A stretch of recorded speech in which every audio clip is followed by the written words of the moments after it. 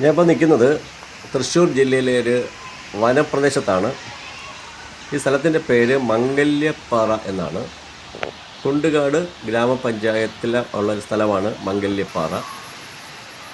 ഈ മംഗല്യപ്പാറയ്ക്കടുത്തായിട്ട് ഒരു വെള്ളച്ചാട്ടമുണ്ട്. ആ വെള്ളച്ചാട്ടം കാണാനും ആസ്വദിക്കാനും കുളിക്കാനും ഒക്കെ ആയിട്ടാണ് ഇവിടെ എത്തിച്ചേർന്നത്. തൃശ്ശൂരിൽ നിന്നും 13 കിലോമീറ്റർ മാത്രമാണുള്ളത്.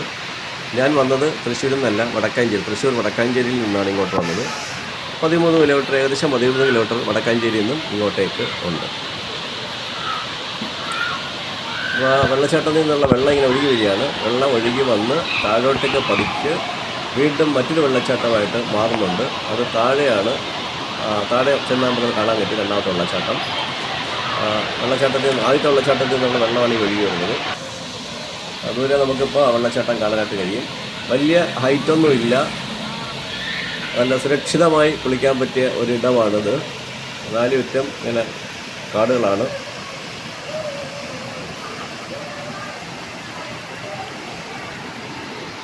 ഇത് മഴക്കാലത്താണ് ഈ വെള്ളച്ചാട്ടം സജീവമാവുന്നത്.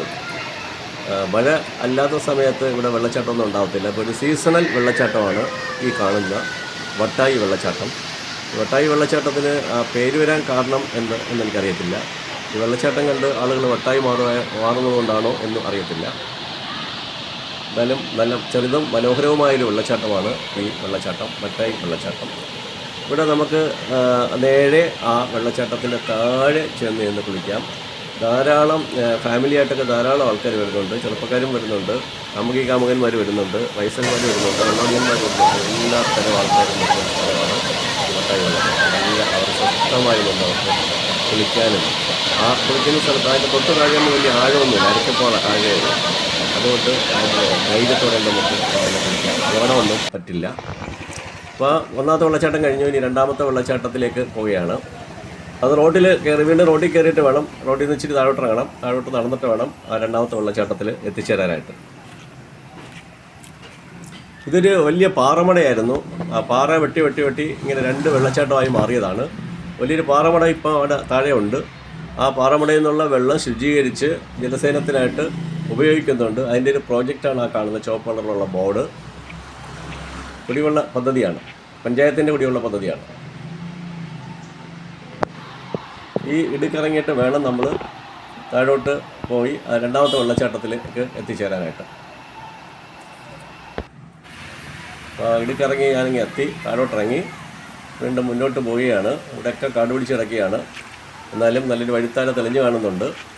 ആളുകളൊക്കെ നടന്ന് ഇങ്ങനെ ഒരു വഴിയായി മാറിയതാണ്. അപ്പോൾ ധാരാളം ആൾക്കാർ ഈ വെള്ളച്ചാട്ടത്തിലൊക്കെ വരുന്നുണ്ട്.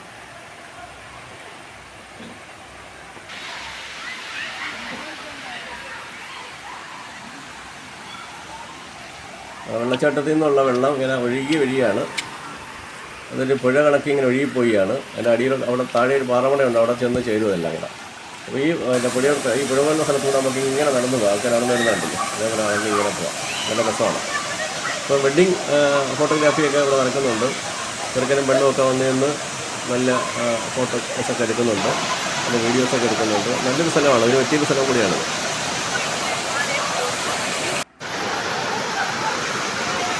അപ്പോൾ തൃശ്ശൂർ ഒക്കെ വരുന്നവർ ഇതും കൂടെയൊക്കെ സന്ദർശിക്കാൻ ശ്രമിക്കുക. ഇതിൻ്റെ അടുത്തായിട്ട് തന്നെയാണ് മംഗല്യപ്പാറ, ചെപ്പാറ, പോമല അണക്കെട്ട്, മത്താഴക്കുണ്ട് അണക്കെട്ട് എന്നിവ സ്ഥിതി ചെയ്യുന്നത്. ഇതെല്ലാം കൂടെ കണ്ടിട്ട് ഇവിടെ വന്നൊരു കുളിയും പാസ്സാക്കി നമുക്ക് തിരിച്ചു പോകാം. ഇത് വർത്താണ്.